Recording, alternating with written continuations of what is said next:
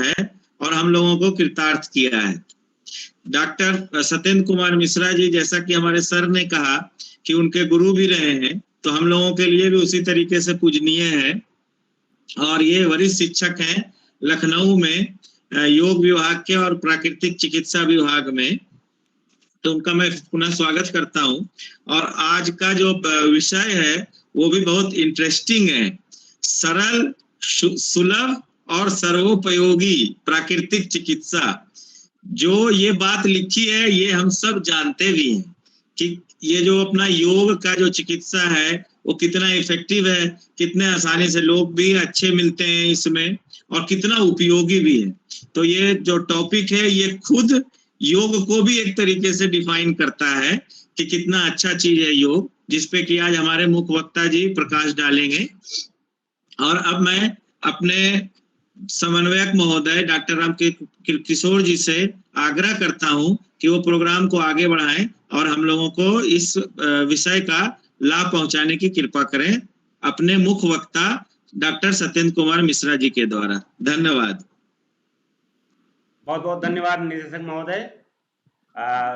Doctor Satyendra Kumar Mishra जी हमारे शिक्षक हैं,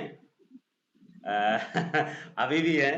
हाँ है की बात की थी हमने लखनऊ विश्वविद्यालय से, इसलिए हाँ। अब मैं सर से निवेदन करूंगा कि जो एक बार शिक्षक है सर वो सब दिन शिक्षक रहेंगे। आप सर से मैं निवेदन करूंगा कि हम सबको मार्गदर्शन देने की कृपा करें। आदरणीय डॉक्टर सत्येंद्र कुमार मिश्र जी।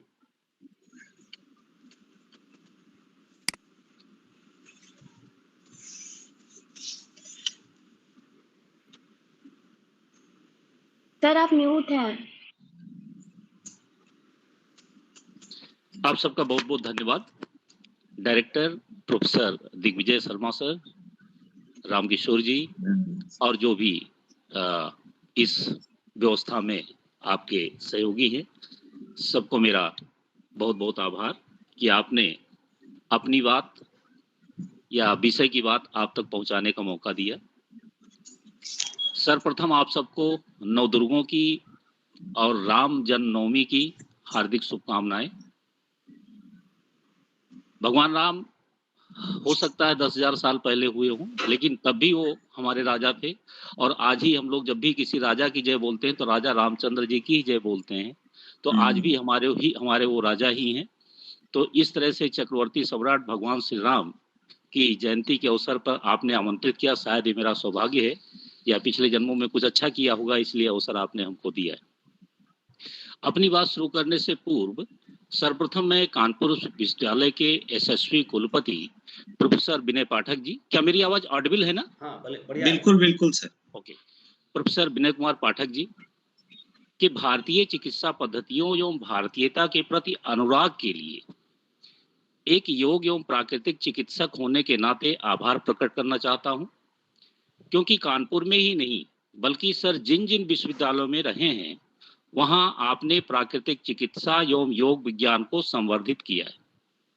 साथ ही साथ मैं डॉक्टर दिग्विजय शर्मा जी, जो कि school of health sciences Kanpur university के निदेशक की मैं इस जनोपयोगी एवं शैक्षणिक कार्यक्रम के आयोजन हेतु बधाई देता हूं।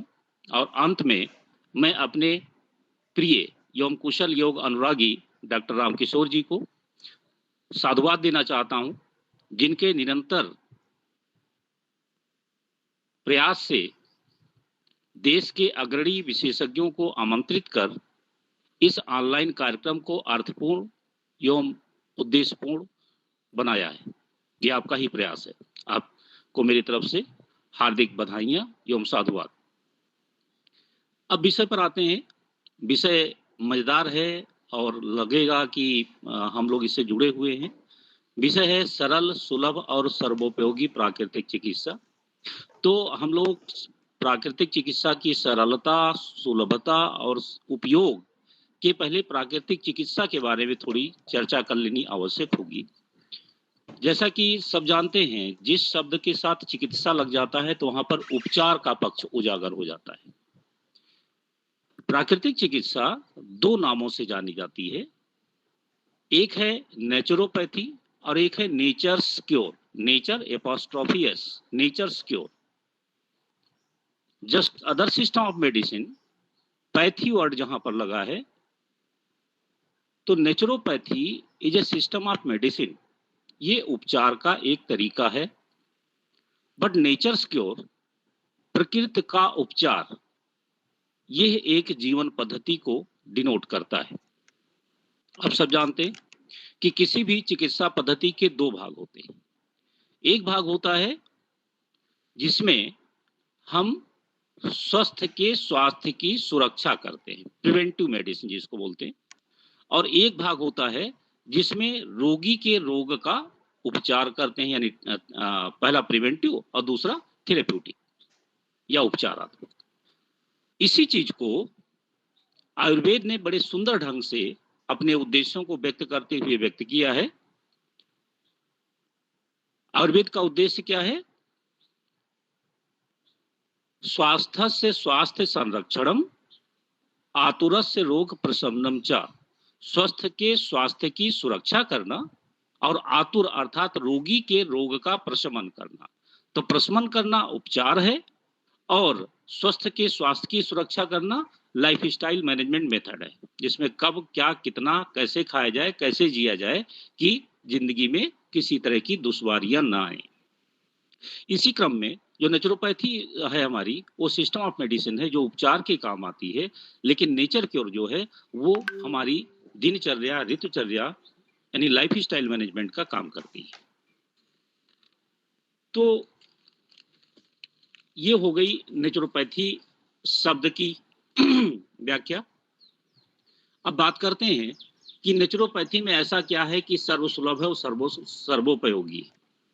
नेचुरोपैथी जैसा कि नाम से ही स्पष्ट है, naturopathy is a system of medicine which deals with the treatment of all diseases by the application of 5 great element of the nature। प्रकृति के पंचभूतों से जो उपचार करती है वो प्राकृतिक चिकित्सा है। There is no need of medicine, यहाँ पर किसी प्रकार की औषधि की आवश्यकता नहीं है। औषधि के पास है वो सिर्फ और सिर्फ प्रकृति द्वारा प्रदत्त ये पंच महाभूत हैं। इन पंच महाभूतों का उपयोग करके उपचार किया जाता है। अब पंच महाभूतों से उपचार हो सकता है क्या? और ये गोस्वामी तुलसीदास कहते हैं, चित जल पावक गगन समीरा पंच रचित यह अधम शरीरा। तो क्या कभी आपने या हमने विचार किया इस बात पे कि हमारे शरीर में मिट्टी, पानी, धूप, हवा, आकाश कहाँ है? तो इनके बारे में जानने के बाद शायद विषय को समझना और आसान हो जाएगा। हमारे शरीर का जो वजन है उसका लगभग 60% भाग पार्थिव है, यानी पृथ्वी तत्व का घटक है। 40% वजन जो हमारे शरीर का है वो जल तत्व के रूप में विद्यमान है, चाहे वो इंट्रा सेल्यूलर फ्लूइड के रूप में हो, चाहे एक्स्ट्रा सेल्यूलर फ्लूइड के रूप में हो, चाहे ब्लड के रूप में हो, चाहे लिम्फ के रूप में हो, चाहे CSF के रूप में हो। वो 40% जल हमारे शरीर में विद्यमान है। अब आई तीसरी बात, अग्नि कहाँ है शरीर में? तो अग्नि का जो स्वरूप है वो किस लिए है? अग्नि का जो मूल कार्य है वो क्या है? अग्नि का मूल कार्य है परिवर्तन लाना। हमारे शरीर में हर क्षण हर पल चीजें परिवर्तित हो रही हैं। जैसे हम श्वास लेते हैं वैसे निकालते नहीं, जैसा हम पानी पीते हैं वैसा हमारे शरीर में स्वेद या मूत्र के रूप में नहीं निकलता, उसका कंपोजिशन बदल जाता है, कलर बदल जाता है, गंध बदल जाती है। जो कुछ भी हमारे शरीर में जाता है वो परिवर्तित होकर निकलता है और हमारे शरीर में अनवरत परिवर्तनों की श्रृंखला चल रही है। तो ये सारे परिवर्तनों के लिए अगर रिस्पॉन्सिबल है कोई तो वो फायर है, अग्नि है। अगर ना विश्वास हो तो आज चाहिएगा, एक मोमबत्ती जलाइएगा, थोड़ी देर उंगली उस पर रखिएगा, बाद में देखिएगा परिवर्तन आया कि नहीं आया, निश्चित रूप से आएगा। तो यह अग्नि हमारे शरीर में तमाम तरह के परिवर्तनों की श्रृंखला संचालित करती है। तो छिप पृथ्वी हो गई, जल हो गया, अग्नि हो गया, वायु। आयुर्वेद कहता है कि इन पंच तत्वों में और पंच तत्वों से निर्मित 3 दोषों में सब लंगड़े हैं, सब पंगु हैं अगर इनमें वायु का संयोग ना हो। तो इन पंच तत्वों में चलत्व का गुण, गतिशीलता का गुण सिर्फ और सिर्फ वायु में है। और अब जानते हैं, हम सब जानते हैं कि हमारे शरीर का संचालन होता है, शरीर के अंगों का संचालन होता है, रोम का संचालन होता है। तो जितने तरह के संचालन हैं, ये सारे संचालन सिर्फ और सिर्फ वायु की उपस्थिति को व्यक्त करते हैं। वायु की उपस्थिति कम या ज्यादा होने पर हमारे शरीर की गतिविधियां प्रभावित होती हैं। तो यानी muscular activity of the whole body is governed by wind या वायु तत्व। अब अगला तत्व आता है आकाश तत्व। आप बोले सब तो ठीक है, लेकिन आकाश तत्व कहाँ है हमारे शरीर में? तो बहुत सारे नाम सुनते हैं आप, व्यवहार में व्यक्त करते हैं, हृदयाकाश, चिदाकाश। तो ये सब कहीं ना कहीं व्यक्त करते हैं कि आपके हृदय में आकाश है, आपके मस्तिष्क में आकाश है। तो आपके शरीर में भौतिक रूप में आकाश अगर देखना चाहें तो आकाश का एक अभिप्राय है रिक्तता, खाली स्थान, अवकाश। आपके शरीर में अगर अवकाश ना होता तो क्या गतियां संभव थी? बिना आकाश के गति संभव नहीं है। ये आकाश हमारे शरीर में सिमटा हुआ है कैविटीज के रूप में, ये आकाश हमारे शरीर में सिमटा हुआ है जॉइंट्स के रूप में, ये आकाश सिमटा हुआ है हमारे हालो आर्गन के अंतस्थ भागों के रूप में। और सभी अंग जो कहीं ना कहीं सक्रिय हैं, उनमें कोई ना कोई छोटी या बड़ी कैविटी है, कोई पाइप नुमा है, कोई कैसे हैं, कोई कैसे हैं। और सारी संधियों में ज्वाइंट स्पेस जो होता है वही बता, ज्वाइंट स्पेस यानी ज्वाइंट का आकाश। तो ज्वाइंट में आकाश है, जोड़ों में आकाश है। जब ये आकाश घटने लगता है तब क्या होगा? एक कमरे में आपके दौड़ने की सुविधा हो और उस कमरे को कुर्सी, मेज और कबाड़ से भर दिया जाए, फिर आपको दौड़ने कहा जाए तो क्या आप दौड़ पाएंगे? अगर कोशिश करेंगे तो आपके हाथ पैर कहीं ना कहीं टकराएंगे और नॉकिंग साउंड क्रिएट होगी। जब आपके जोड़ों का आकाश भरने लगता है, जोड़ों के बीच में रिक्तताएं कम होने लगती हैं, तो आपके ज्वाइंट से नॉकिंग साउंड आने लगती है, ज्वाइंट से चटपट की आवाजें आने लगती हैं। ये बताती है कि आपके शरीर में आकाश घट रहा है, इसको आपूर्ति करना है। तो इस तरह से ये पंच तत्व हमारे शरीर में विद्यमान है। अब इन पंच तत्वों के कम होने या ज्यादा होने से हमारे शरीर में असंतुलन आता है। तो प्राकृतिक चिकित्सा में रोग का पहला कारण जो माना गया है वो है पंच तत्वों में असंतुलन। एक अच्छा प्राकृतिक चिकित्सक आपकी मुखाकृति को देख करके, यानी मुख और आकृति को देख करके आपके शरीर में किस तत्व का असंतुलन हुआ है इसका आकलन कर सकता है। पृथ्वी तत्व ज्यादा होगा, दूर से दिखाई पड़ेगा, यानी वेट ज्यादा होगा। जल तत्व ज्यादा होगा तो शोथ के रूप में दिखाई पड़ेगा, स्किन तनी हुई दिखाई पड़ेगी। आकाश तत्व ज्यादा होगा तो लुंज पुंज जोड़ों के रूप में दिखाई पड़ेगा, कम होगा तो टूटे हुए जोड़ों के रूप में दिखाई पड़ेगा, ठीक है ना, या चलने पर नॉकिंग साउंड आएगी। अग्नि तत्व ज्यादा होगा तो आपके शरीर में प्रदाहात्मक क्रियाएं बढ़ी होंगी, इन्फ्लेमेटरी प्रोसेस चल रही होंगी, ठीक है ना। आपके शरीर का तापमान छूने पर गर्म होगा। आपके शरीर में द्रव की मात्रा, भी आग ज्यादा होगी तो पानी सूखेगा, द्रव की मात्रा घटती जाएगी, ठीक है। इस तरह से अग्नि तत्व का आकलन हो जाता है। इसके बाद वायु तत्व अगर ज्यादा होगा तो आप किसी व्यक्ति को कैसे बड़े आराम से पहचान सकते हैं? अभी आपके सामने अगर 4 लोग बैठे हुए हैं तो एक बिल्कुल शांत बैठा होगा, एक थोड़ी थोड़ी देर में करवट बदल रहा होगा, पोस्चर चेंज कर रहा होगा, एक बिल्कुल शांत बैठा है लेकिन उसका कोई ना कोई हाथ पैर हिल रहा होगा तेजी के साथ, कोई उंगली चटका रहा होगा, कोई पंजा हिला रहा होगा। तो ये सब वायु के बढ़े होने का संकेत देते हैं। जो बार बार पोस्चर बदल रहा है उसमें आंशिक बढ़ाव है, और जो बहुत तेजी से हाथ पैर हिला रहा है तो उसमें तीव्र क्वांटिटी में, ज्यादा क्वांटिटी में वायु अनुपातिक रूप से बढ़ा हुआ है।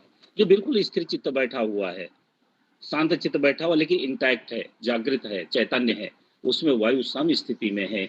और जो बैठने के बाद तुरंत आलस में पहुंच जाता है, रीढ़ टेढ़ी हो जाती है, फैल जाता है, उसमें वायु कम है। तो इस तरह से हम पदार्थों, इन पंच तत्वों की कमी या अधिकता का अनुमान बड़े सरलता से हम देख करके लगा सकते हैं।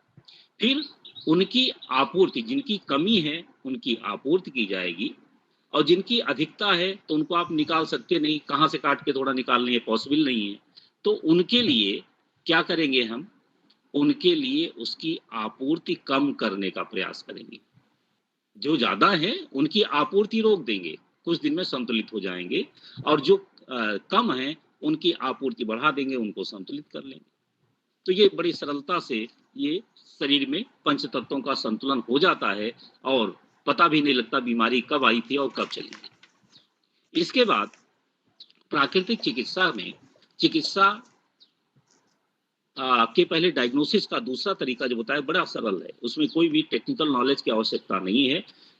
प्राकृतिक चिकित्सा मानती है कि प्रकृति ने हमको स्वस्थ उत्पन्न किया है और स्वस्थ रहना मेरा जन्मसिद्ध अधिकार। इस हेतु प्राकृतिक चिकित्सा मानती है कि बिना उपजाऊ खेत के फसल नहीं उगती।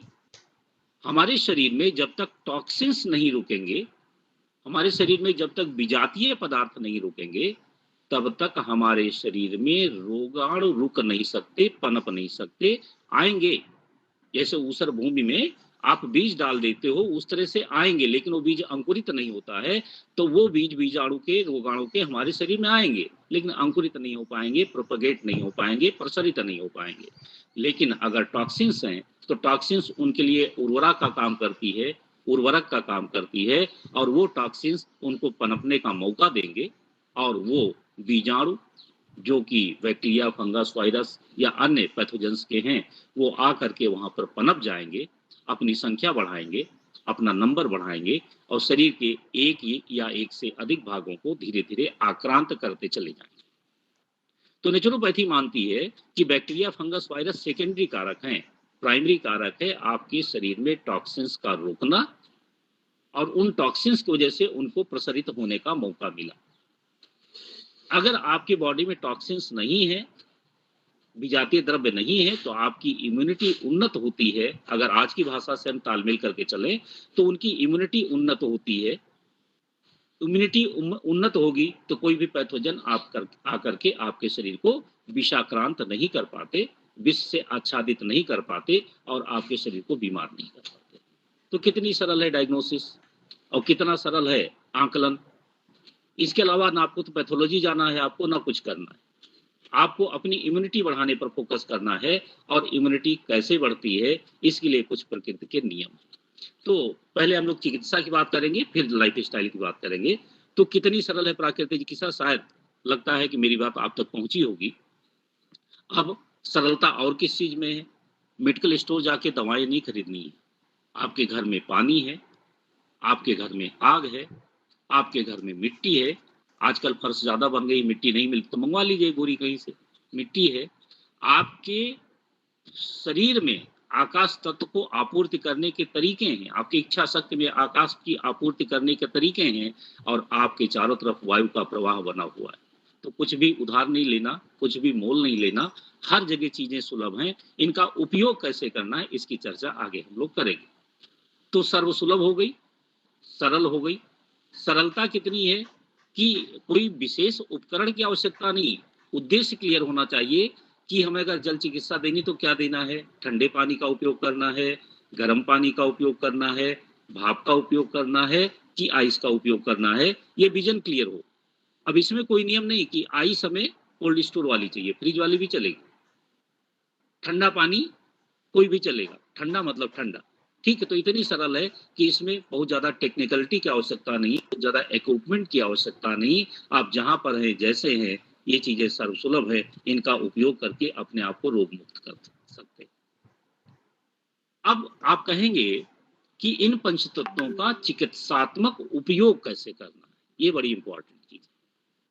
तो इन पंचतत्वों में जल चिकित्सा अपने आप में सबसे प्रोमिनेंट सिस्टम ऑफ मेडिसिन है। नेचुरोपैथी की तमाम सारी प्रविधियों में सबसे ज्यादा प्रोमिनेंट जो प्रविधि है वो हाइड्रोथेरेपी है, यह जल चिकित्सा है। क्यों? क्योंकि पूरे ब्रह्मांड में जल ही एक ऐसी दुर्लभ चीज है जो सामान्य तापमान पर तीनों अवस्थाओं में, पदार्थ की तीनों अवस्थाओं में पाई जा सकती है। सामान्य वातावरणीय दबाव और सामान्य वातावरणीय तापमान पर पानी भाप के रूप में भी आपको मिलता है, पानी बर्फ के रूप में भी आपको मिलता है, और पानी तरल के रूप में भी आपको मिलता है। इसलिए इसका उपयोग किसी भी सामान्य चीज से 3 गुना अपने आप बढ़ जाता है। तो जल चिकित्सा के रूप में हमारे पास बहुत सारे टेक्निक्स हैं, जैसे दो एक का नाम लेते हैं। स्टीम बाथ, सब जानते हैं, भाप स्नान। अब भाप स्नान संपूर्ण शरीर का भाप स्नान हो सकता है और लोकल यानी पर्टिकुलर एरिया का भाप स्नान हो सकता है, स्थानीय का भाप स्नान हो सकता है। इसके बाद भाग विशेष को उपचारित करने के लिए, जैसे कब्जियत है या एनोरेक्टल डिसऑर्डर्स हैं, तो उसके लिए आपको हिप बाथ ऐसा उपाय करना है जिसमें आपका नाभि से लेकर के और जंघा तक का क्षेत्र पानी में डिप हो जाए। इसके लिए एक टेक्निक है, इसको हिप बाथ कहते हैं। बड़ी आंख को से लेकर के और नीचे के सारे अंगों को प्रभावित करने के लिए तो हिप बाथ टब हो जाएगा, तो उसमें हिप बाथ दिया जा सकता है और उसी में नीचे एक लकड़ी का पटरा रख करके एनोरेक्टल डिजीज के लिए आप सिटी बाथ दे सकते हैं, थोड़ा ऊंचा करके सिटी बाथ दे सकते हैं। ये गर्म पानी, ठंडे पानी का या अल्टरनेट जैसा उपयोग है वैसा इनका उपयोग कर सकेंगे, पात्र वही रहेगा। पैर में दिक्कत है, पैर में दर्द है, पैर में असामान्यताएं हैं, उसके लिए फुट बाथ दे सकते हैं। हाथ में असमानताएं, हैंड बाथ दे सकते हैं।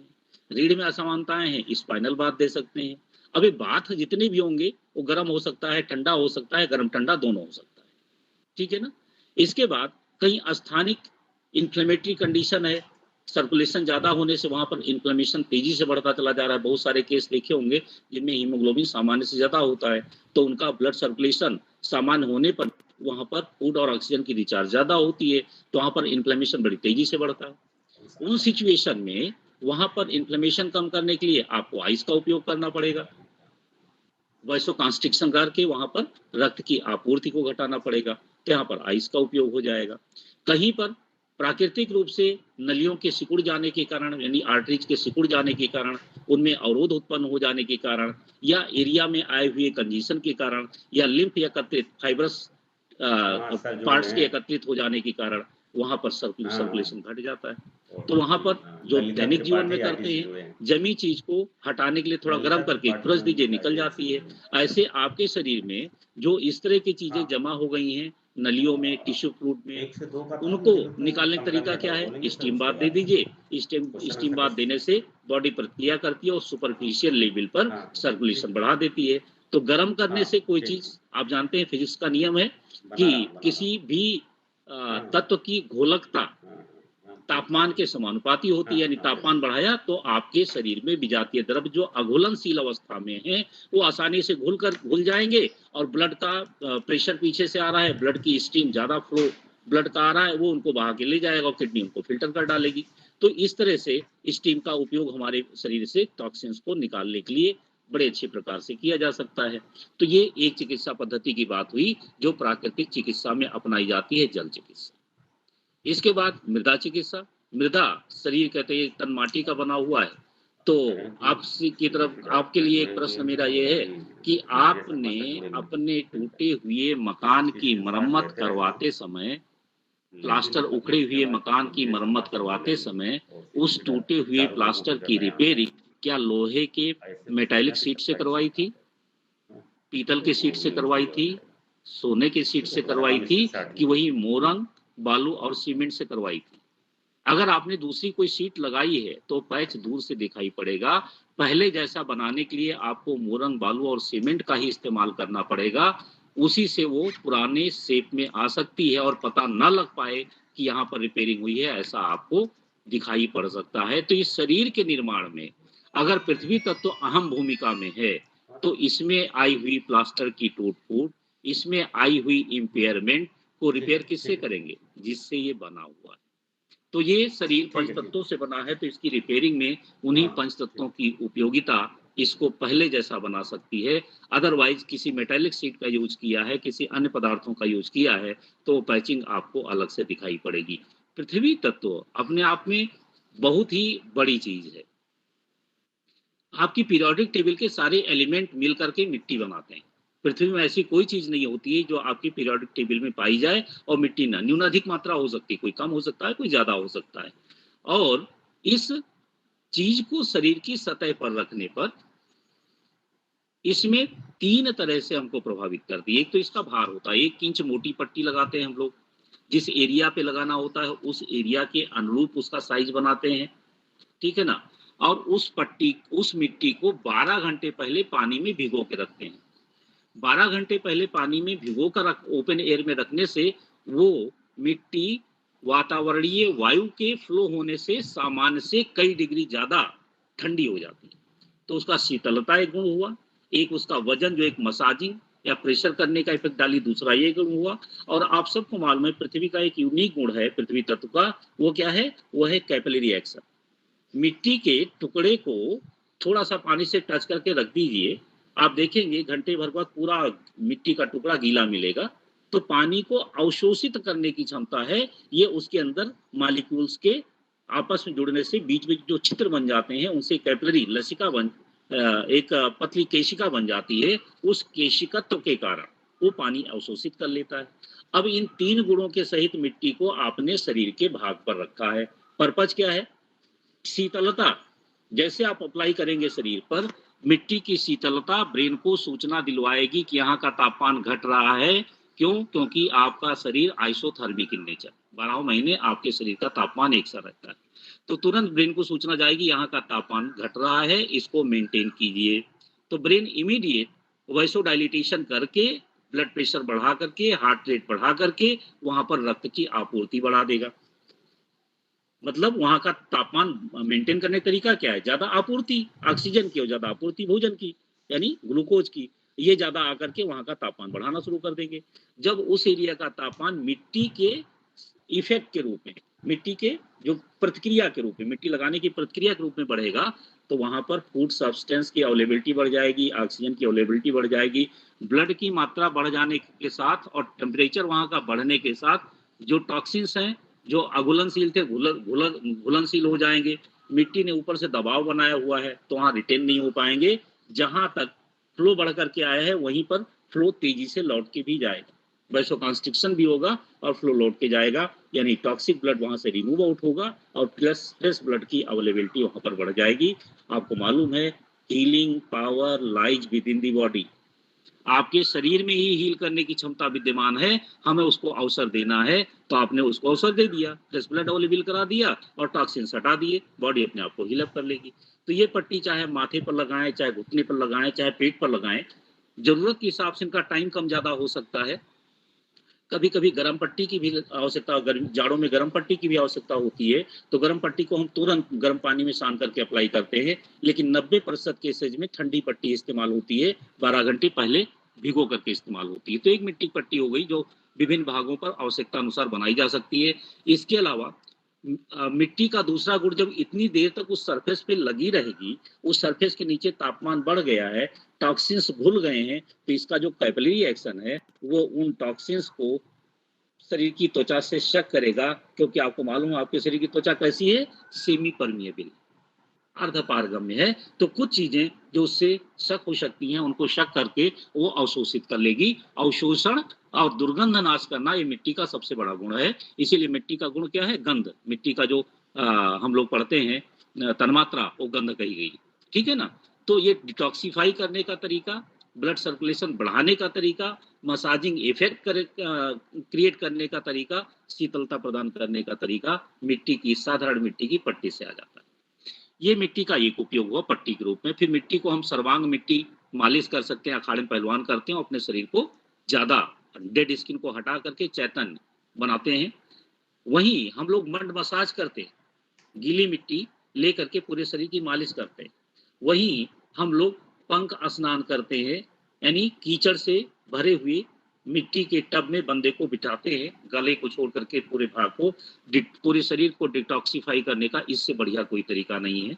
वहीं पर हम लोग मिट्टी का एक और उपयोग सैंड बाथ के रूप में करते हैं। बालू को गर्मी में गर्म करते हैं, गर्मी से, तवे पर गर्म नहीं करेंगे, गर्मी में गर्म करते हैं और उसको एक ऐसे 3 फुट गहरे गड्ढे में भर के बंदे को बिठा देते हैं, गर्दन बाहर रहती है, पानी पिला बिठाते हैं, सिर पे गीली टॉवल रखते हैं। आप देखेंगे प्रोफ्यूज स्वेटिंग, चारों तरफ गर्मी वातावरण है ना बालू का, स्किन पे छाले नहीं पड़ेंगे, प्रोफ्यूज स्वेटिंग होगी, बहुत ज्यादा तेजी से डिटॉक्सिफिकेशन होगा और शरीर के अंदर नाना प्रकार के रोग और वात व्याधियों का समूल नाश होता है के माध्यम से। तो इस तरह से मिट्टी का उपयोग कर सकते हैं। अब बालू और मिट्टी चाहिए, पानी घर में है ही है, सूरज भगवान रोज निकलते हैं, इसलिए आपको इनमें कुछ ढूंढना है। ये हो गया मिट्टी का उपयोग, ये हो गया पानी का उपयोग। अब आते हैं तीसरे नंबर पर अग्नि का उपयोग। अग्नि का उपयोग शरीर के अंदर जो अग्नियां हैं उसमें जब विषमता आ जाती है तब पैदा होते हैं, या तो अग्नि बढ़ जाती है या तो अग्नि घट जाती है। अग्नि बढ़ जाती है तो उसको क्या बोलते हैं, हाइपर कंडीशन, जैसे हाइपर एसिडिटी एक सिम्टम है, हार्ट बर्न एक सिम्टम है, ये सब उसी के नाम है, प्रदाह एक सिम्टम है, ये सब अग्नि बढ़ने का संकेत देते हैं। ठीक है, अग्नि घट जाती है तो उसको अग्निमांद्य, अजीर्ण इत्यादि, प्रीमेच्योर एजिंग, इस नाम से हम लोग जानते हैं। तो अग्नि सम रहे, अगर ज्यादा है तो पानी आपवा से, पानी के विभिन्न उपयोग से उसको हम कम कर सकते हैं कि पानी और आग दोनों मिलकर के एक दूसरे को संतुलित करते हैं। पानी का तो उसको हम संतुलित करेंगे। अगर कम है तो कैसे बढ़ाएंगे, तो उसके लिए या तो हम आर्टिफिशियल फायर का उपयोग करेंगे या तो फिर नेचुरल फायर का उपयोग करेंगे। सूर्य रश्मि चिकित्सा का उपयोग करेंगे, सूर्य की किरणों का उपयोग करेंगे। उसके लिए एक यंत्र होता है जिसको थर्मोलियम बोलते हैं। शरीर के किस भाग विशेष में किस प्रकार की रंग की कमी आई है, किस प्रकार की वेवलेंथ की कमी आई है, उसका असेसमेंट करके अंगों से एक एक वेवलेंथ जुड़ी, बहुत टेक्निकल वो भी नहीं है, हर एक अंग की एक वेवलेंथ है, एक कलर है, तो उस हिसाब से जिस अंग का इंपेयरमेंट है उसके ऊपर स्लाइड लगा करके, शीशे की 1-1.5 फीट की स्लाइड होती है, स्लाइड लगा के उसके अंदर रखते हैं। ये थर्मोलियम का उपयोग हो गया। हम गर्म पानी को चार्ज कर लेते हैं सनलाइट से, उसका उपयोग करते हैं।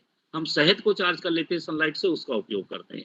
हम शुगर या मिश्री चार्ज कर लेते हैं, उसका उपयोग करते हैं। तो ये बतौर मेडिसिन उपयोग किया जा सकता है इंटरनल अग्नि की आपूर्ति के लिए।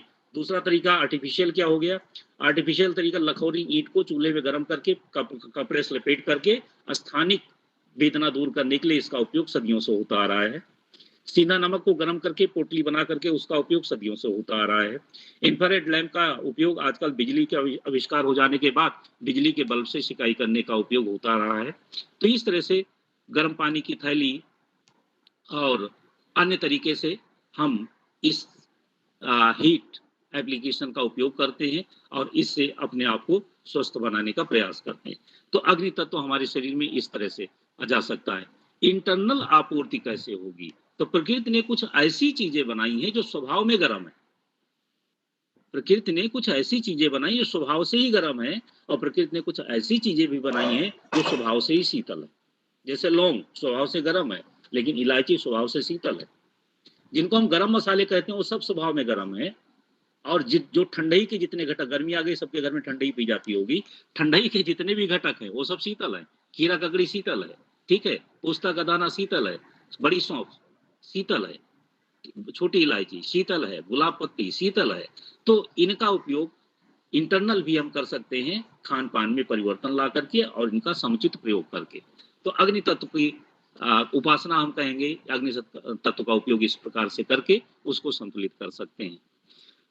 गगन आकाश तत्व ये कहां से आएगा? अभी कोई ऐसा तरीका नहीं बना कि हम लोग रॉकेट अपना प्राइवेट ले और आकाश को जाएं और थोड़ा सा भर लाएं और उसको अपने शरीर में ऐड कर लें। ये कैसे आएगा? सबसे बढ़िया अवसर आज पूरा हुआ है आकाश तत्व की आपूर्ति का। लंघन आकाश की आपूर्ति का सबसे बड़ा साधन है।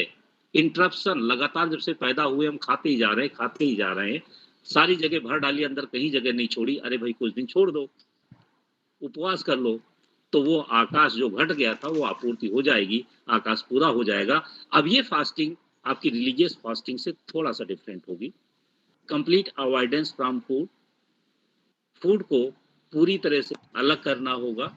नींबू पानी, मट्ठा या कुछ चीजें, दो कॉन्सेप्ट है। एक है कंप्लीट फास्टिंग जिसमें नींबू पानी और पानी का इस्तेमाल करते हैं, लेकिन दूसरा कॉन्सेप्ट है जिसमें मोनोडाइट थेरेपी चलती है, जिसको हम कहते हैं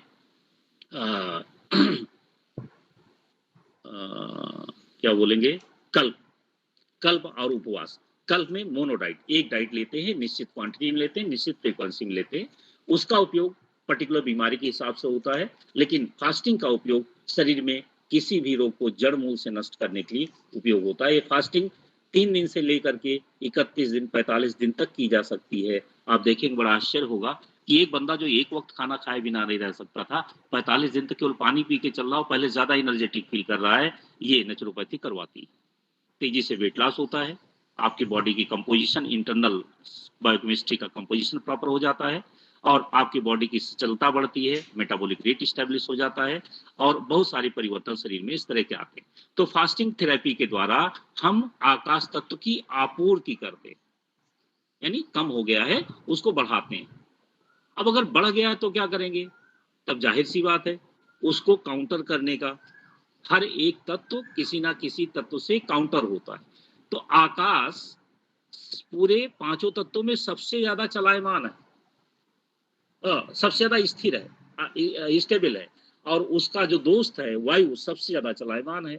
तो हम आकाश की आपूर्ति आकाश जो बढ़ गया उसको घटाने के लिए हम क्या करेंगे? वायु की आपूर्ति बढ़ा देंगे। वायु की आपूर्ति कैसे होगी? मस्कुलेचर को डेवलप करके, मस्कुलर एक्टिविटी को बढ़ा करके मसल की क्षमता बढ़ा देंगे, मसल ज्वाइंट स्पेस को इंटैक्ट कर लेंगी, ज्वाइंट स्पेस नॉर्मल हो जाएगा, प्रॉब्लम सॉल्व हो जाएगी। ठीक है ना? तो इस तरह से उसको हम काउंटर कर लेंगे। तो वायु तत्व का कहना क्या? कम से कम कपड़ों में जितना पॉसिबल है लोक लाज को ध्यान में रखते हुए और शीतल मंद सुगंधित वायु का आनंद लीजिए। बस ज्यादा उपयोगी होगा कि सूर्योदय के पहले ये उपयोग लेते हैं तो अमृत है, सूर्योदय के बाद लेते हैं तो थोड़ा थोड़ा उसका परसेंटाइल घटता जाएगा। खुले वातावरण में टहलने का भी नियम है। ऐसा नहीं कि जो लोग बात करते हुए, टेलीफोन पर बात करते हुए, गाना सुनते हुए टहलते हैं, वो टहलना कर रहे हैं। टहलना नहीं कर रहे हैं, वो अपना नुकसान कर रहे हैं। टहलते समय आपके दिमाग में प्रकृति का चिंतन हो, टहलते समय आप अपने जीवन के सारे झंझावातों से दूर रहे, चाहे 15 मिनट टहलें, और प्रकृति की शीतल और स्वच्छ वायु आपके शरीर के ज्यादातर भागों को स्पर्श कर रही हो, उनमें प्रभु चिंतन हो सकता है। जो भी आप सोच सकते हैं कि जो भी सद्विचारों का चिंतन हो सकता है, अपनी भविष्य की प्लानिंग हो सकती है, नेगेटिविटी नहीं, कुछ पॉजिटिविटी के साथ अगर आप टहलते हैं तो देखेंगे आपका ये वायु स्नान, ये वायु पान, जो भी नाम दीजिए, ये आपके लिए अमृतदायी सिद्ध होगा। तो इस तरह से हम प्राकृतिक चिकित्सा के विभिन्न भागों का उपयोग करते हैं। अभी शर्मा सर ने एक बात कही थी कि इससे योग के बारे में भी प्रकाश पड़ेगा। एक बात मैं स्पष्ट कर दे रहा हूं, नेचुरोपैथी और योग एक सिक्के के दो पहलू हैं। हेड को हटा देने से टेल की कीमत 1 रुपया नहीं रह जाएगी, और टेल को हटा देने से हेड की कीमत 1 रुपया नहीं रह जाएगी, वो अपना अस्तित्व खो देगा। तो प्राकृतिक चिकित्सा और योग एक दूसरे से अविभाज्य है। आयुर्वेद में इनको कहा जाता है समवायी संबंध। समवायी संबंध ऐसे संबंधों को कहते हैं जिनमें अगर उन दोनों को अलग कर दिया जाए तो उनका अस्तित्व ही खत्म हो जाएगा। तो प्राकृतिक चिकित्सा बिना योग के, योग बिना प्राकृतिक चिकित्सा के, बिना संयम के योग नहीं होता, और बिना योग के प्राकृतिक चिकित्सा नहीं होती। प्राकृतिक चिकित्सा में विभिन्न प्रकार के संयम की बात कही जाती है, उचित आहार विहार की बात कही जाती है, उचित प्रकार से भोजन की बात कही जाती है। तो ये सारी चीजें हैं, दोनों योग में और प्राकृतिक चिकित्सा में कॉमन है। दोनों एक दूसरे के पूरक हैं, अपने आप में स्वतंत्र होते भी एक दूसरे के पूरक है। तो ये सारी बात एक बाउंड्री वॉल आपके सामने रखने की कोशिश की मैंने, प्राकृतिक चिकित्सा और इससे संबंधित उपादानों की। अब एक जो ज्यादातर प्रश्न आता है किसी व्याख्यान के अंत में कि नेचुरोपैथी का जो दूसरा पोर्शन है उपचार के बाद लाइफ स्टाइल का, उसके बारे में थोड़ी चर्चा बहुत आवश्यक है कि नेचुरोपैथी किस तरह से, सारी विधाएं तो बताती है भाई ये करो ये ना करो, नेचुरोपैथी क्या कहती है, नेचुरोपैथी कैसे आपकी लाइफ स्टाइल को मेंटेन करने का प्रयास करती है। नेचुरोपैथी प्रकृति की वाणी है, प्रकृति की भाषा है। प्रकृति ने आपको वो सब चीजें उस स्थान पर बना के दी हैं जहां पर आपको उनकी आवश्यकता है। जहां पर आपको उनकी आवश्यकता नहीं, प्रकृति ने वो चीज आपको दी ही नहीं है। ध्यान देने की बात है, प्रकृति ने आपको दिया जिससे आप जिंदगी की सारी आवश्यकताओं को पूरी कर सकें, सारी क्रियाक्रमों को पूर्ण कर सकें। रात्रि दिया जिससे आप उसका उपयोग विश्राम के रूप में करें। रात में चारों तरफ शांति दी कि आपकी नींद में बाधा ना पड़े। रात में चारों तरफ प्रकाश का जो रिफ्लेक्स पड़ता है आंख पर, वो नींद नहीं आने देता, तो उसने प्रकाश कम करके रात बनाया है। तो प्रकृति ने रात और दिन आपको बना के दिया। और हम सब लोग लगता है कि हम सब लोग दिनचर हैं। दिनचर का मतलब हुआ जो अपने जीवन का आचरण दिन में करे वो दिनचर। लेकिन आधी ज्यादा जनता इसमें रात्रि में 1 बजे से 2 बजे के बीच में सोती है। तो आप इमेजिन कीजिए उनको क्या कहा जाए। दिनचर तो फिलहाल नहीं रह गए, वो निशाचर के ज्यादा करीब है, दिनचर के थोड़ा नजदीक कम है।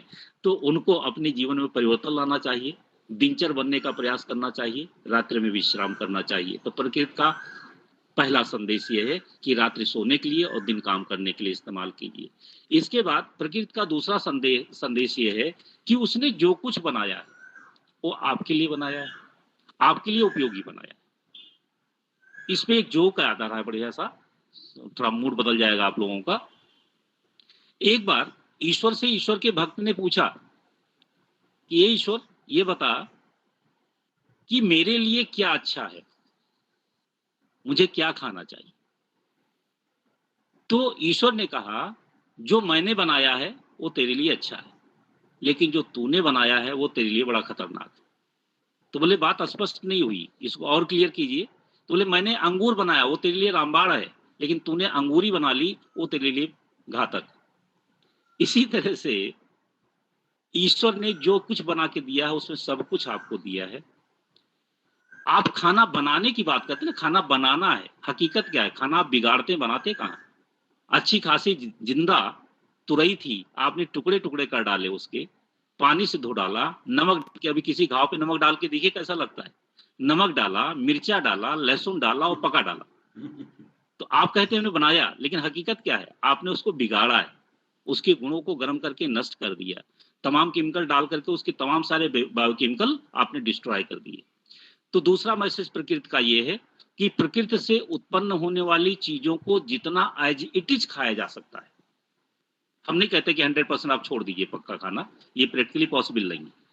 जितनी चीजों को कच्चा खाया जा सकता है, लाइक अंकुरित अनाज, सीजनल फ्रूट्स, सैलेड, इनका आपकी जिंदगी में उपयोग धीरे धीरे बढ़ते जाना चाहिए, ये प्रकृति की तरफ चलने का। तीसरा, आप देखेंगे ना, जैसे आज ग्लोबलाइजेशन हो गया है तो लोग अपना बहुत ज्यादा नुकसान कर रहे हैं।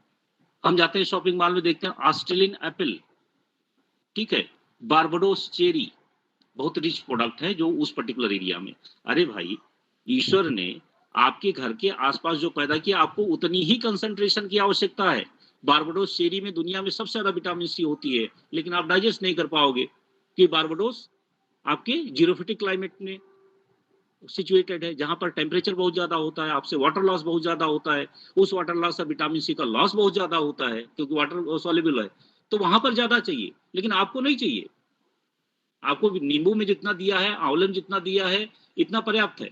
बारबाडोस चेरी खा के बीमार मत पड़ी। जहां पर विटामिन डेफिशिएंसी से प्रॉब्लम होती है वहां पर हाइपर विटामिनोसिस भी होती है, विटामिन ज्यादा खाने से भी तकलीफें होती है।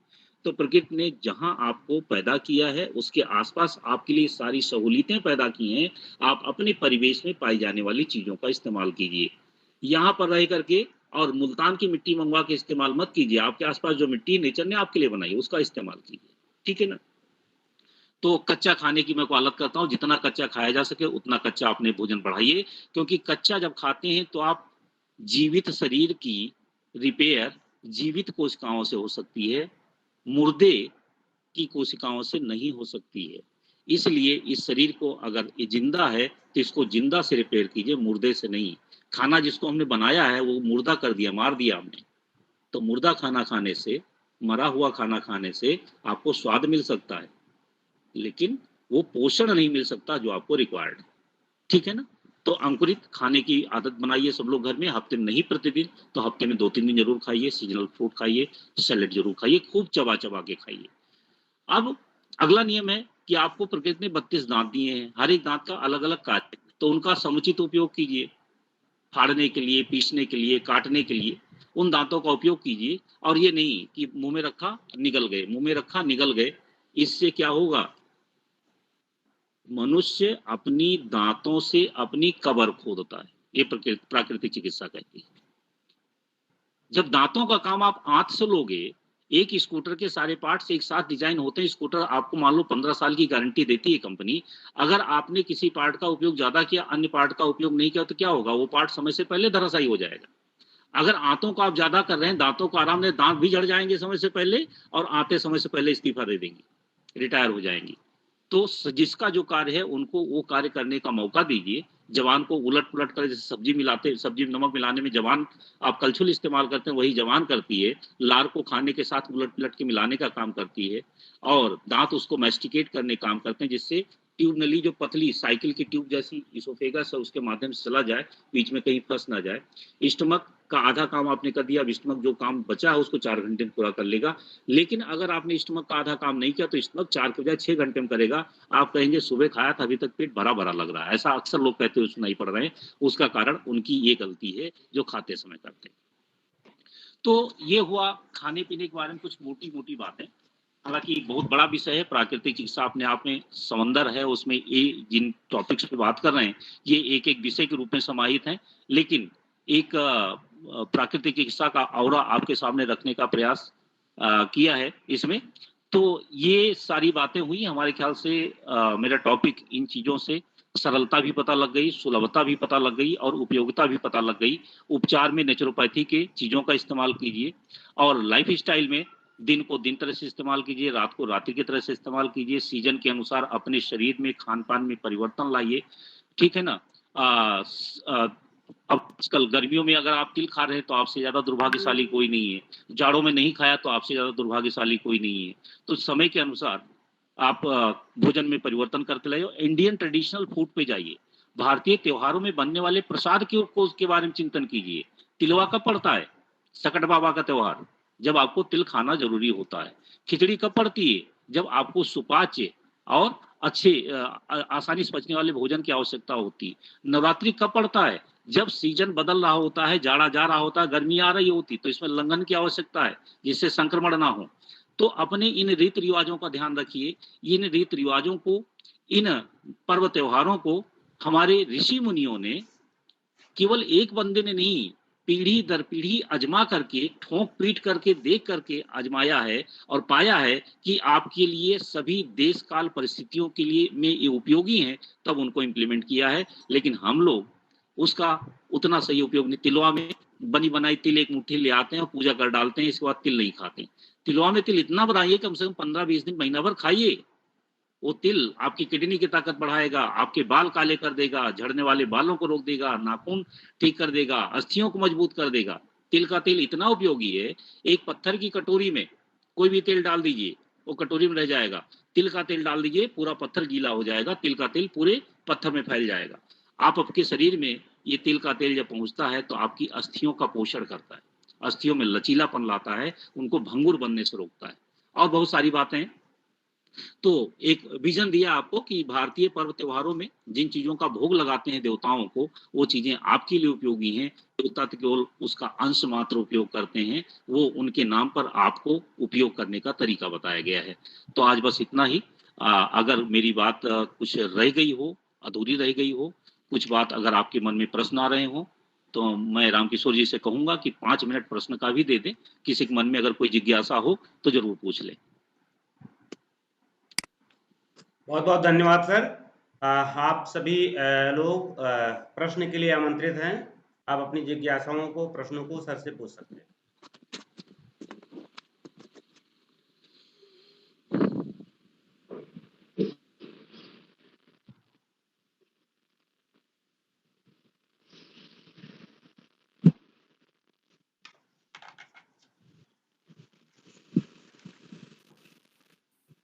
कोई प्रश्न नहीं? इसका मतलब मेरा कहा हुआ किसी को समझ में नहीं आया?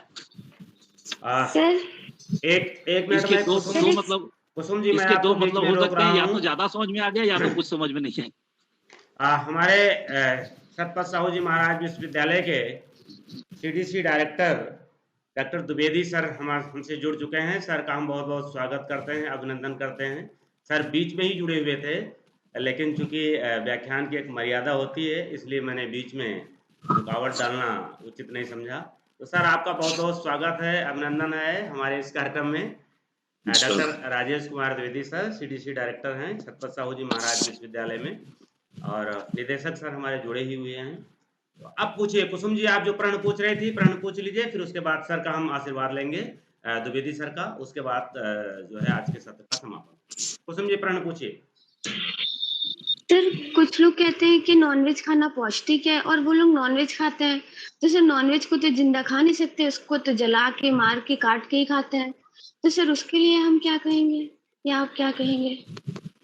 बहुत बढ़िया प्रश्न है, और इस तरह के प्रश्न वास्तव में आने चाहिए जिससे लोगों की भ्रांतियां दूर हों। बेटा, मांस खाना प्रोटीन का सप्लीमेंट्री, फर्स्ट क्लास प्रोटीन का सप्लीमेंट होता है, ठीक है ना। मांस वहां पर खाने के लिए है जहां पर खाने के लिए कुछ और ना हो। जीरोफिटिक क्लाइमेट में जहां पर खेती बाड़ी नहीं होती है और फल भी लगते हैं तो इतनी दूर खजूर के पेड़ में जाकर के वहां से निकालना मुश्किल होता है। तो वहां पर जीवित रहने के लिए सबसे पहले किसी नियम धर्म को मानने से ज्यादा इंपॉर्टेंट है जिंदा रहना। तो वहां पर जिंदा रहने के लिए तो वो अलाउड है, आप क्या खाओगे, ठीक है ना। लेकिन भारतवर्ष जैसे इतने संपन्न राष्ट्र में जहां पर चारों ऋतुएं इसका पोषण करती हैं, जहां पर गंगा जैसी नदी इसका पोषण करती है, जहां पर इतनी वैरायटी ऑफ वेजिटेशन है, दाल के नाम पे आपको 17 दालें मिल जाती हैं, तो वहां पर हम मांस के उपयोग की उपयोगिता नहीं समझते। मांस जैसी क्वालिटी की प्रोटीन प्राप्त करने के लिए आप सिर्फ 3-4 दाल एक साथ मिला करके उपयोग कर लिए, जिसको गांव में क्योंटी दाल कहते हैं, मिक्स पल्सेस, ठीक है ना। मिक्स पल्सेस खाइए, आपको फर्स्ट क्लास प्रोटीन मिलेगी, सारे अमीनो एसिड्स मिलेंगे और बेचारे मुर्गे की जान बच जाएगी, ठीक है ना। तो आपको मांस खाने की आवश्यकता नहीं है, और खाना पड़े तो कच्चा कतई मत खाइएगा, बना के ही खाइएगा। जी sir. Excuse me sir. Thank you sir sir. हाँ पूछिए प्रश्न, हाँ पूछिए, प्रण पूछिए। This side Amrita. सर मेरा क्वेश्चन ये है, जैसे मैंने थोड़ा लेट में ज्वाइन किया क्योंकि घर में पूजा चल रही थी, तो सर मैंने जो है बेसिकली मृदा चिकित्सा से स्टार्ट किया। फिर मेरा क्वेश्चन है सर, जैसे हम वॉक के लिए आपने बोला कि जैसे हमें बेसिकली फास्टिंग करनी होती है, तो आपने सिर्फ कंप्लीट फास्टिंग के लिए बोला। अगर कोई पर्सन ऐसा है जो पूरा 21 डेज की फास्टिंग कर रहा है, अगर उसके बाद उसे फिर से खाना स्टार्ट करना हो तो उसका ड्यूरेशन क्या होना चाहिए, और कुछ कुछ ऐसे क्या प्रिकॉशंस होते हैं जो उसके बाद उसे लेने चाहिए कि उसे डायरेक्टली खाना नहीं खाना है, मतलब डायरेक्टली 3 बार नहीं खाना है, 1 बार लेना है, और अगर वो फिर से करना चाहे तो दोबारा मतलब कितना स्पैम होना चाहिए कि इतने इतने गैप के बाद वो 21 डेज को उसे मतलब लाइक कंटिन्यू करके रख सकता है। वेरी गुड, बढ़िया प्रश्न है। क्योंकि फास्टिंग में हमें केवल आपको एक स्वरूप दिखाना था, उसके बृहत उसमें नहीं गया था। फास्टिंग शुरू करना और फास्टिंग पूरा करना अपने आप में थोड़ा कठिन काम है। शुरुआत 2 ही समय होती है, या तो फास्टिंग शुरू करते समय तकलीफ में आप आते हैं, या फास्टिंग खत्म करते समय आप तकलीफ में आते हैं। तो इन दोनों सिरों पर आपको ज्यादा ध्यान रखना होता है। फास्टिंग शुरू करने के पहले अपने शरीर को, अपने मन को संकल्पित कर लेना बहुत आवश्यक है कि मैं फास्टिंग करूंगा। जब तक आप मन से तैयार नहीं हो, शरीर तो तैयार हो जाता है, लेकिन मन अगर तैयार नहीं तो आप नहीं कर पाएंगे। तो एक अच्छे पुस्तकों का अध्ययन कीजिए और अच्छे चिकित्सक से परामर्श लीजिए। अपने दिन में जितनी भी मन में जिज्ञासा आ रही, नहीं खाएंगे तो क्या होगा, कमजोर पड़ जाएंगे, ऐसे प्रश्न लोग मन में आते हैं, इन प्रश्नों का उत्तर ले लीजिए। इसके बाद जब आप फास्टिंग शुरू करते हैं तो फास्टिंग शुरू करने के बाद आंतों को आपने 30 साल 40 साल से लगातार दिन में 4 बार काम दिया है, अब आपने बिल्कुल काम रोक दिया। तो किसी आदमी को अगर 4 बार काम दे रहे हैं, बड़ा परिश्रम करवा रहे हैं, उसको अचानक काम छोड़ दे तो नकारा हो जाएगा, वो किसी लायक नहीं बचेगा, दोबारा काम लायक नहीं रह जाएगा। तो उस ये ध्यान रखना पड़ता है। हम खाना नहीं देते हैं, लेकिन आते अपना काम करने के लिए बाध्य हैं। उनमें पेरिस्टाल्टिक मूवमेंट होती है। लिवर बाइल बना रहा है, पित्ताशय में आ रहा है, पित्ताशय उसको रिलीज कर रहा है। स्टोमक एसिड बना रहा है, कम बना रहा है लेकिन बना रहा है, और वो आंतों में जा रहा है। तो उनको अगर रुकने दिया तो आंतों को सड़ा गला के खत्म कर देंगे। इसलिए फास्टिंग शुरू करते समय नींबू पानी देने का औचित्य है। नींबू पानी अच्छा घोलक का काम करता है, वो आंतों में जमा हुए म्यूकस को, पित्त को, सबको धोता हुआ नीचे की ओर ले जाता है। बड़ी आंत पानी अवशोषित करने का काम करती है, तो पानी अवशोषित कर लेती है, लेकिन ये विकार वहां पर छूट जाते हैं। ये विकार बड़ी आंत में चिपक जाकर लेयरिंग कर लेंगे और बड़ी आंत में वाटर एब्जॉर्प्शन बंद कर देंगे। इसलिए प्रतिदिन एनिमा लेना आवश्यक है। एनिमा नहीं लेंगे तो ये म्यूकस आंतों को बेकार कर देंगे। तो फास्टिंग के दौरान चाहे 21 दिन की हो चाहे 1 सप्ताह की हो, इतना कंपलसरी पोर्शन है, आंतों में कुछ भी रुकने नहीं देना है। अब पहले दिन दिक्कत होगी, इसके 12 घंटे बाद फिर दिक्कत होगी, 3.5 दिन तक दिक्कत होती, तीव्र इच्छा जागृत होती है। 3.5 दिन अगर आप निकाल लेंगे तो भूख की इच्छा कहीं खो जाती है, पता ही नहीं लगता। फिर आपकी बॉडी का जो सेकेंडरी डिपॉट्स हैं, फैट वगैरह जमा है, वो इस्तेमाल होते रहते हैं और आपको पता भी नहीं लगता। दिनचर्या, ऋतुचर्या जैसा आप रूटीन लाइफ बिता रहे हैं वैसे हैवी परिश्रम नहीं करना है, लेकिन रूटीन लाइफ स्टाइल जैसे है वैसे ही रखना है। जब आप लास्ट में पहुंचे, चाहे साप्ताहिक है, चाहे 15 दिन का है, चाहे 21 दिन का है, तो उस समय आखिर में आपको सबसे पहले नींबू पानी से लिक्विड डाइट पे आना है। लिक्विड डाइट से आपको सेमी सॉलिड पे यानी खीर जैसी चीजों पर आना है, दाल के पानी जैसी चीजों पर आना है। इसके बाद आपको सेमी सॉलिड पे आना है। इसका भी क्रम है कि कितनी बार कितनी देर पे क्या लेंगे। सेमी सॉलिड पे आना है तो सेमी सॉलिड सीधे रोटी नहीं खाना है, रोटी का छलका दाल में भिगो के खाना है। इस तरह से फिर धीरे धीरे आपको नॉर्मल डाइट पर आना है कि आते जो इतने दिन 15 दिन से काम करना भूल गई थी उनको दोबारा जिंदा करना नहीं, तुम्हारा वही काम है और वही काम करो। आप देखेंगे अब आते जो दोबारा रिवोक होंगी वो आपके बालपन जैसी आते होंगी, ना उनमें एसिड ज्यादा कभी बनेगी, ना उनमें गैस्ट्राइटिस कभी होगी, ना उनमें कॉन्स्टिपेशन कभी होगा, ना उनमें गति की विभ्रांतियां आएंगी। तो ये तरीका होता है। फास्टिंग अपने आप में बड़ा साइंटिफिक तरीके से करी जाती है। उस दौरान body temperature, basal metabolic rate, इन चीज़ों का मेजरमेंट करना जरूरी है। तो अनुभवी चिकित्सक केवल देख करके अनुमान लगा लेते हैं, लेकिन वर्तमान नवयुवकों को अब मशीनें उपलब्ध है तो हम लोग को हम उसी बात करें, मशीनों का उपयोग करें, उनसे देखते रहें, सारी मॉनिटरिंग करते रहें, जहां पर जिनकी आवश्यकता है वहां पर उनका उपयोग करें। बढ़िया प्रस्ताव का thank you so much sir. बहुत बहुत धन्यवाद सर। अब मैं निवेदन करूंगा कि हमारे छत्रपति साहू जी महाराज विश्वविद्यालय के CDC director doctor Rajesh Kumar Dwivedi sir का आशीर्वाद हमें इस व्याख्यान में मिल रहा है। सर हम लोग जो साप्ताहिक व्याख्यान चला रहे हैं उसका यह चौथा व्याख्यान है और आज का विषय था सरल, सहज और सर्वोपयोगी प्राकृतिक चिकित्सा। और इस विषय पर व्याख्यान दे रहे थे डॉक्टर सत्येंद्र कुमार सर, जो वरिष्ठ प्राकृतिक चिकित्सक हैं, योग चिकित्सक हैं, योग विभाग लखनऊ विश्वविद्यालय लखनऊ में, और हमारे शिक्षक भी हैं सर से के मार्गदर्शन में ही मैंने पहले 2004 में योग का पीजी डिप्लोमा किया था, फिर वहीं से पीजी किया और फिर क्रमशः आगे नेट पीएचडी इत्यादि की पढ़ाई बढ़ती रही। तो सर का आज हमें मार्गदर्शन मिला इस विषय पर। मैं चाहूँगा आप भी आज के इस विषय पर और व्याख्यान के संदर्भ में अपने भाव व्यक्त करें। सर धन्यवाद डॉक्टर रामकिशोर जी। हमारे विश्वविद्यालय के स्कूल ऑफ हेल्थ साइंसेज द्वारा अखिल विश्व योग दिवस 2022 के उपलक्ष्य में आयोजित साप्ताहिक व्याख्यान माला के चतुर्थ व्याख्यान के मुख्य वक्ता doctor Satyendra Mishra ji, school of health sciences के director doctor Digvijay Sharma ji, programme coordinator doctor Ramkishore ji, हमारे इस व्याख्यान माला के सारे पार्टिसिपेंट्स, भाइयों बहनों, सबसे पहले मैं आप सब लोगों का इस व्याख्यान माला में स्वागत करता हूं। आज रामनवमी है, भगवान श्री राम के प्रगटोत्सव की आप सब लोगों को हार्दिक बधाई। और आज के जो व्याख्यान माला का विषय और वक्ता, मैं विषय सेलेक्ट करने के लिए अपने स्कूल ऑफ हेल्थ साइंसेस के साथियों को बहुत बहुत बधाई देना चाहता हूं। और साथ ही मैंने आधे से ज्यादा लेक्चर सुना।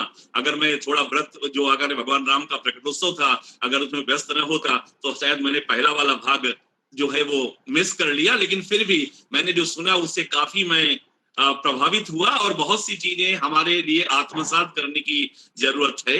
जो सरल, सुलभ और सर्वोपयोगी प्राकृतिक चिकित्सा के बारे में जो हमारे मिश्र जी ने बातचीत की कि क्षिति जल पावक गगन समीरा और पंच तत्व बिन बना शरीरा, कि हमारा शरीर इन प्राकृतिक तत्वों से मिलकर के बना है। अगर हम वर्तमान परिप्रेक्ष्य की बात करें तो आज रोगों की संख्या और रोगियों की संख्या दोनों में निरंतर वृद्धि हो रही है।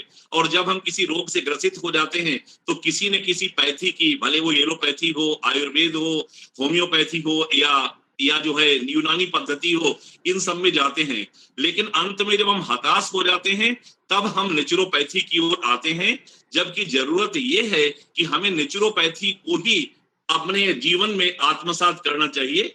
ये जो नेचुरोपैथी और प्राकृतिक चिकित्सा है, एक सरल, सुलभ, उपयोगी और एक स्थायी समाधान है।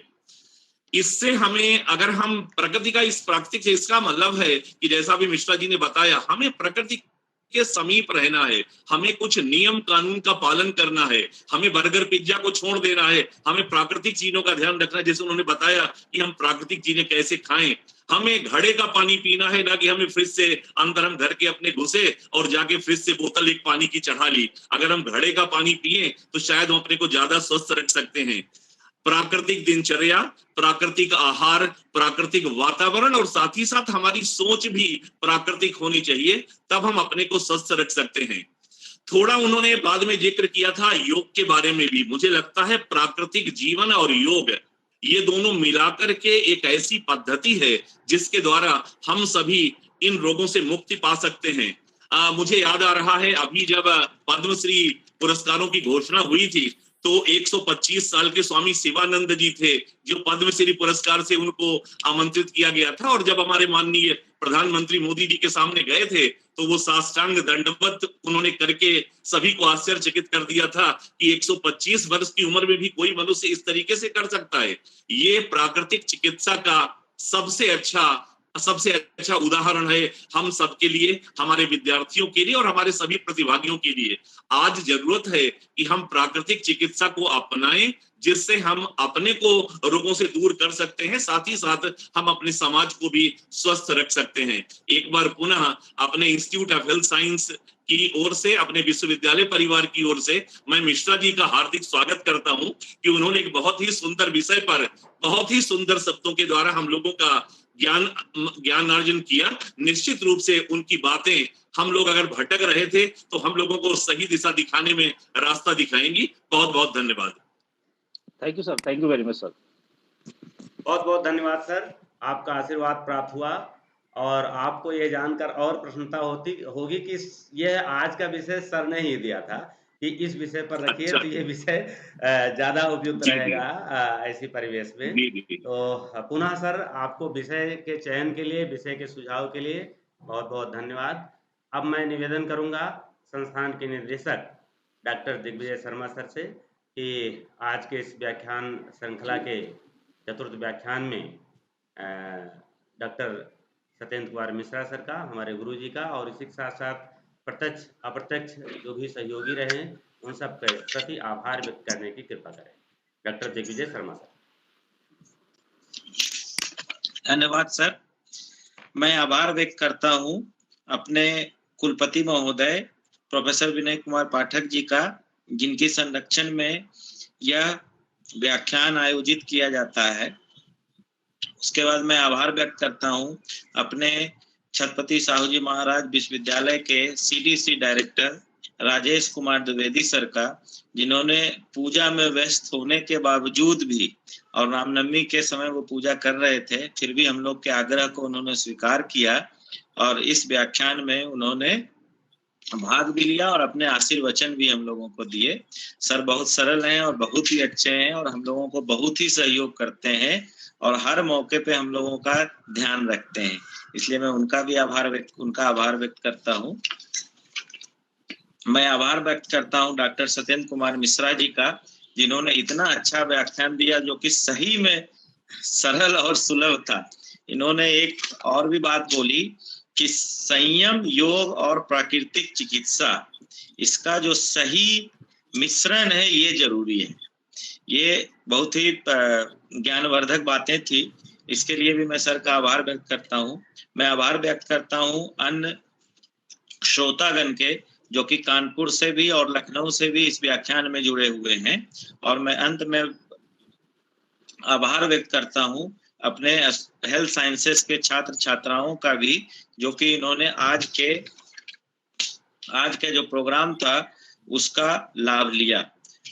और अंत में मैं आभार व्यक्त करता हूं अपने समन्वयक महोदय डॉक्टर राम किशोर जी का, जिन्होंने इस प्रोग्राम को ऑर्गेनाइज किया। और सर से मैं ये रिक्वेस्ट करूंगा, हालांकि मैंने ऐसा सुना कम है, लेकिन मालूम नहीं, मुझे ज्ञान कम है, कि कुछ जैसे हम लोग फिजियोथेरेपी का जैसे हैंड्स ऑन करा रहे थे या कुछ इस तरीके का प्रोग्राम जो है, अगर योगा में सर डिपार्टमेंट में बुला के करें और इसमें हम अपने विश्वविद्यालय के सभी शिक्षकों को आमंत्रित करें। बच्चे तो हमारे हैं ही हैं, हम सभी शिक्षकों को आमंत्रित करें और उनको इस तरह के सरल और सुलभ चीजों के बारे में बताएं, ताकि वो अपने जीवनचर्या को जो है वो सरल और सुलभ बनाए, जिससे उनकी वर्किंग कैपेसिटी बढ़े और विश्वविद्यालय में उनमें क्या होगा कि नया जोश आने से विश्वविद्यालय में पढ़ाई का जो वातावरण है वो भी बेहतर होगा। ताकि चूंकि अगर शिक्षक स्वस्थ है तो जो समाज में बच्चे हैं उनको पढ़ाने में उनका दिमाग भी लगेगा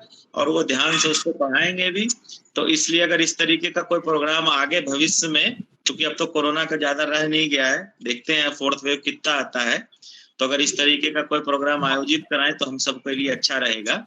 तो सर का मैं आभार भी व्यक्त करता हूँ और रिक्वेस्ट भी करता हूँ कि इस तरीके का कोई प्रोग्राम आयोजित करने की कृपा करें हेल्थ साइंसेस में, ताकि हम सबको बुला सकें। और अब आगे मैं सर से आग्रह करता हूं कि अपने जो डायरेक्टर CDC सर हैं उनकी आज्ञा से प्रोग्राम को विराम देने की कृपा करें। धन्यवाद सर। बहुत बहुत धन्यवाद। ठीक है, कार्यक्रम धन्यवाद, समाप्त बहुत करें बढ़िया। उसके पहले 2 शब्द कहना है। एक तो UGC का लेटर आया है, योग दिवस के कार्यक्रम की रूपरेखा बना करके भेजना है और उसकी कल डेडलाइन है। तो मैंने कुछ उसमें बनाया है, जिसमें से कुछ ऑलरेडी पहले से प्रस्तावित थे। उसी क्रम में परसों हमारे यहाँ 108 सूर्य नमस्कार की प्रतियोगिता पहले से प्रस्तावित है, जिसमें से लगभग 250 लोग पंजीकृत हुए हैं और ये यही शिवाजी स्टेडियम में होगी। इसके साथ साथ 3 महीने का प्रोग्राम मैंने बना लिया है और सर ने जो आदेश दिया है या अपनी मंशा जाहिर की है, मैं उस सर आदेश नहीं दिया, रिक्वेस्ट किया है। अरे सर, मैं उसको आदेश की तरफ से लेता हूँ। तो निश्चित ही सर आपने बोला तो एक बात बीच में मैं टोकना चाह रहा हूँ। आपने जो प्रोग्राम बनाया है, थोड़ा सा आपने जो डायरेक्टर CDC साहब हैं, मुझे लग रहा है कि सर उनको भी बहुत इस क्षेत्र में बहुत ज्ञान है, तो थोड़ा उनसे अगर भी हम लोग राय लें तो बहुत अच्छा रहेगा। और परसों के प्रतियोगिता में उनको आमंत्रित भी कीजिए, मॉर्निंग में सर उठते भी हैं।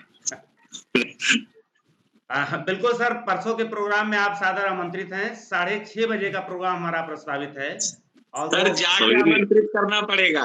नहीं, मैं अभी मौखिक जो है बोल के कर रहा हूँ और जो है मिल करके मैं कल विभाग में आपको आमंत्रित करूंगा। कल सर मिल करके पूरा बताइए, सर को आमंत्रित कीजिए सर। और उसी के साथ सर का 1 दिन का वर्कशॉप का जो है कार्यक्रम डिजाइन करते हैं डॉक्टर सत्येंद्र मिश्र सर का अपने विभाग में। तो एक फिजिकली वर्कशॉप यहाँ पर प्राकृतिक चिकित्सा और योग पर किया जाए। तो निश्चित ही सर हम ये योग दिवस वाले ही कार्यक्रम में, जो हमारा 3 महीने का है, अप्रैल मई जून का, तो सर से बात करके किसी एक दिन में 1 दिन का 1 डे प्रोग्राम रखते हैं। तो निश्चित सर ऐसा हम लोग करेंगे। और आज का कार्यक्रम संपन्न हुआ, इसके लिए आप सभी को बहुत बहुत धन्यवाद। और आज के इस कार्यक्रम में स्थूल रूप से संरक्षण दे रहे हमारे संस्थान के CDC director doctor Dwivedi sir की अनुमति से आज के कार्यक्रम के समापन की घोषणा की। बहुत बहुत धन्यवाद sir. Thank you so much. बहुत बहुत धन्यवाद सब लोगों को, मुझे इनवाइट करने के लिए बहुत बहुत धन्यवाद। बहुत अच्छा लगा एक सुंदर टॉपिक पे इतना ज्ञान प्राप्त करके। जी ठीक है, हम लोग अब छोड़ते हैं इसको। जी सर, धन्यवाद सर, धन्यवाद।